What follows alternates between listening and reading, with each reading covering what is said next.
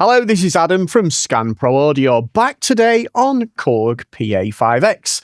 Thanks to everybody that's watched and liked and subscribed and commented on all of our videos. It really helps us grow this channel. So what I thought I'd do today is answer one of your comments that you left on one of the previous videos that we've done so far.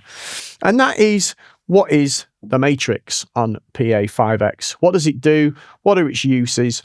And we're running at the moment, obviously, pre-version 1.4, because obviously version 1.4 is due imminently, or any time. So very much looking forward to that.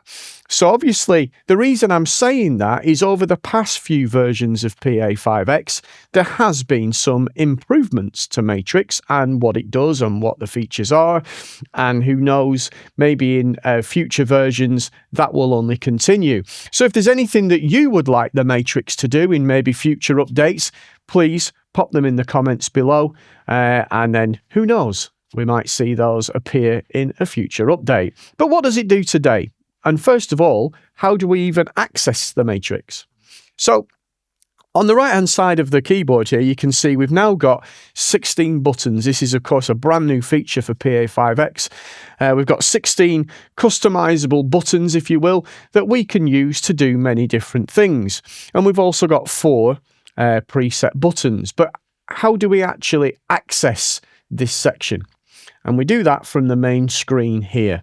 So as you can see, we've covered many of these topics now on previous videos, such as keyboard sets, how to make a keyboard set, the mixer, the microphone and guitar. That was a great video to do, of course, with Steve playing the guitar. So if anybody wants to know all about how to connect in an extra instrument into your Pa5X and use the effects that are in there, please feel free to check that video out. I had a lot of fun doing that one.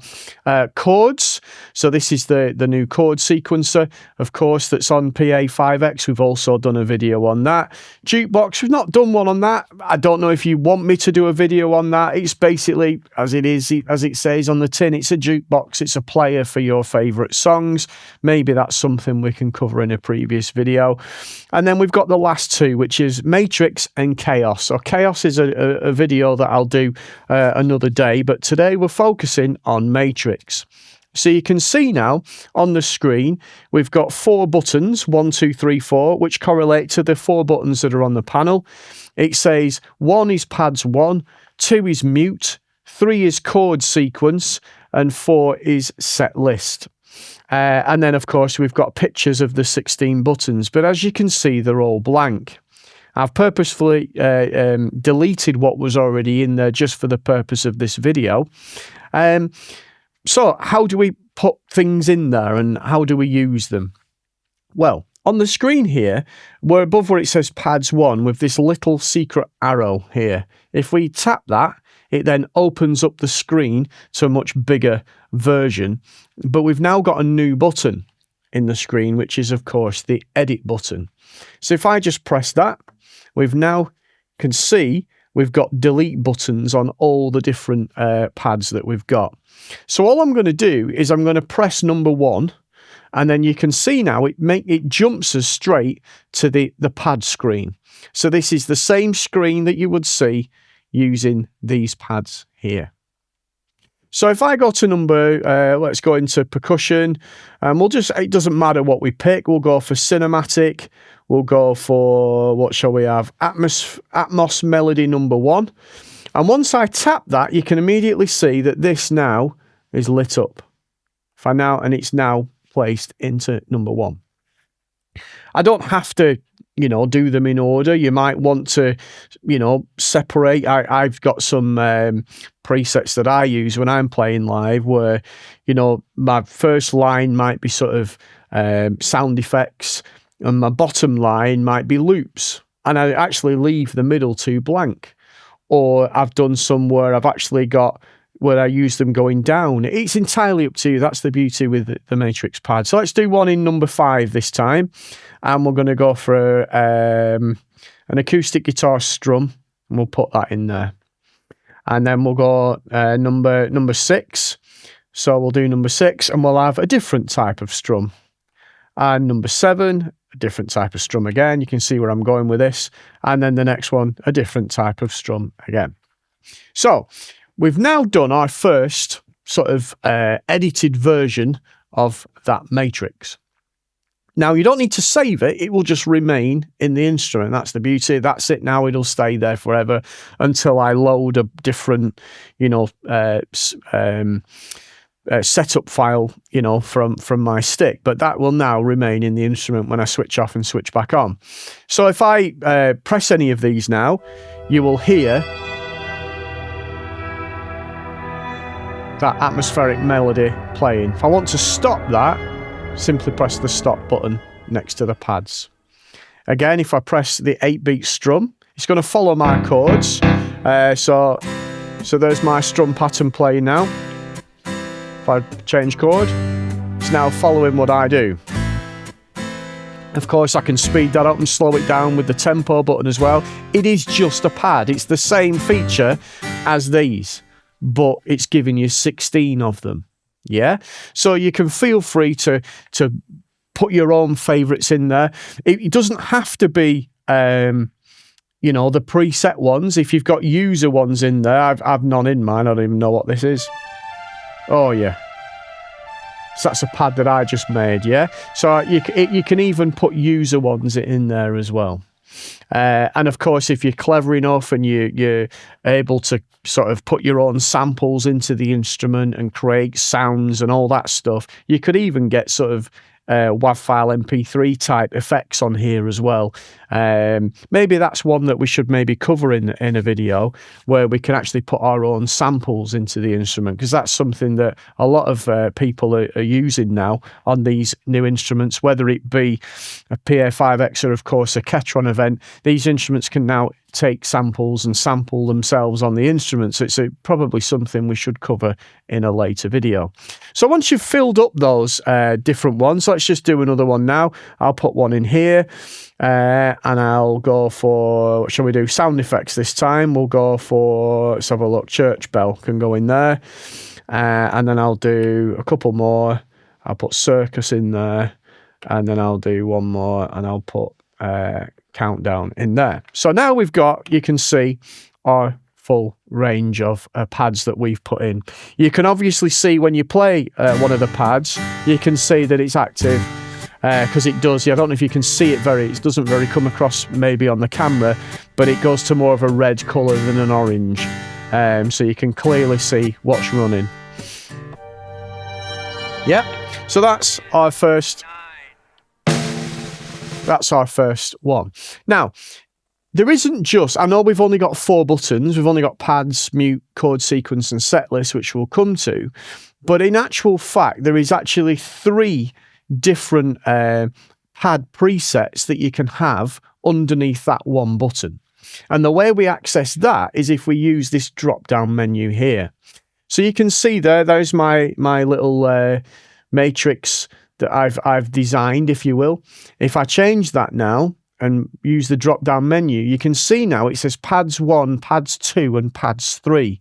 If we move down to pads 2 now, you can see here's one I made earlier. So you can see there's some more. So you've now got another bank of 16 pads. Go down again, pads 3. There's another bank of pads. So you can see where we're going with this. You can have lots and lots of different presets that you create yourself. So that's the first thing that Matrix does. That is how Matrix has run from the very beginning. Yeah, so that's something that was in version 1. That was the original intention, shall we say, for the Matrix. But then, if we move on to number 2, something else that was also on from the very beginning was the mute feature. There's no editing needed on this one. It's very, very straightforward. All it does is if I'm playing a style, so if we just go back here and we'll just pick out a style. There we go.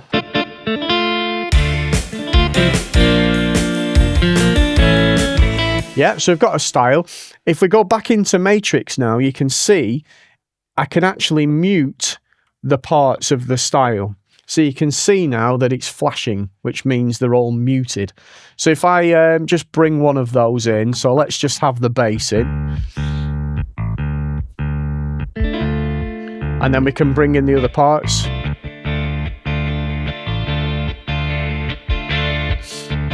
There's nothing under these parts at the moment because, yeah.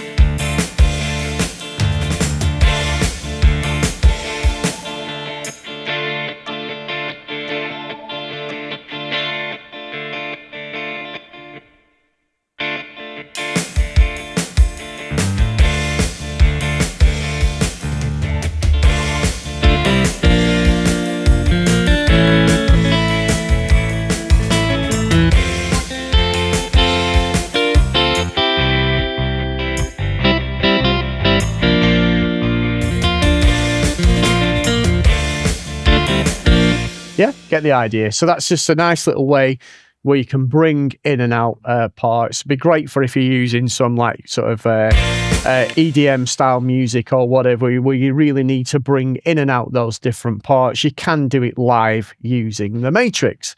So that's the second thing that you can do. The third thing you can do, and this is one of the new additions to Matrix, is use it as a chord sequence. So remember, if you want to know all about chord sequence and how to use them and how to make your own, etc., etc., we've done a full video on that, which you can view on this channel.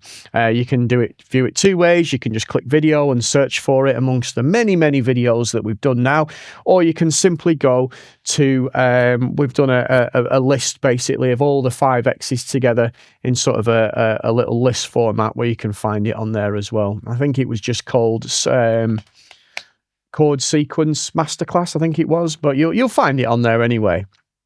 So basically what that now allows you to do is actually put in different chord sequences. So just like before, your screen at home may look like this. Say you wanted to change what's in here, don't forget you need to press the little arrow and it will open up, and press the edit button, and now you can delete these, or you can change them, should you say, because there's something weirdly you can't, oh, you can remove. I didn't think you could. Yeah, you can remove. Yeah, so say for example, let's set one up. So say, I'm just trying to think, what could we do? Let's go into Setlist. I've got some user ones in there that I use, but let's go for some factory ones. Let's go for jazz. Let's go for there's all sorts in there. Satin Doll, say for example, is in there. And then you might want to change that, and you might want to then do a different song. You might want to do Autumn Leaves, say for example. Yeah, so you can put your favorite chord sequences in there. Now don't forget, I can't even remember, it was that long ago if I mentioned this when we did our video last time, is that they don't have to be full songs. You could, for example, you could say we are doing Autumn Leaves as an example. You might want to put the verse in number 1, call it Autumn Leaves verse. Then the second one might be Autumn Leaves chorus. Number 3 might be, you could put the verse in again. So we've done 2 chord sequences, verse and chorus. Then we do a third one, middle 8. So you could actually say Autumn Leaves verse, Autumn Leaves chorus, Autumn Leaves verse, Autumn Leaves middle 8, or any song, doesn't matter what it is. Yeah. Now, the reason why I'm saying that is the beauty now is because don't forget with a chord sequence, what it does is it actually loops.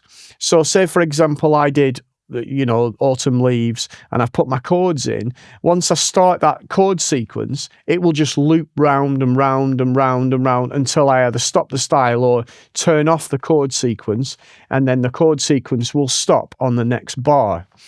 But doing it this way, you could actually use loop all, and it will actually just jump from one to the next.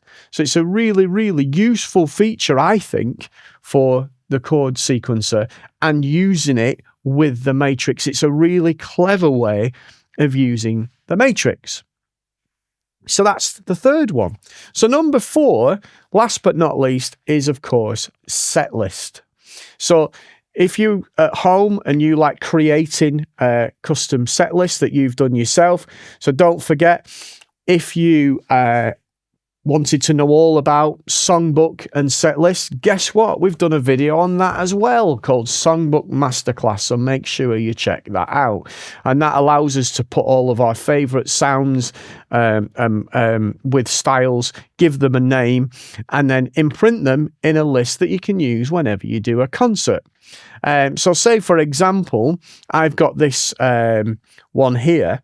Now, I often, when I'm gigging live or whatever, sometimes what I do is I'll select the style that I want to use, or song that I want to play, should I say, and I'm playing away, and then I might need to see the screen information. I might want to see lyrics, or I might want to see if I'm singing a song, or I might want to change the volumes and see, I might want to go back to the main screen to see what 4 sounds I've selected for that songbook entry. I might want to see what pads I've got ready to play on here.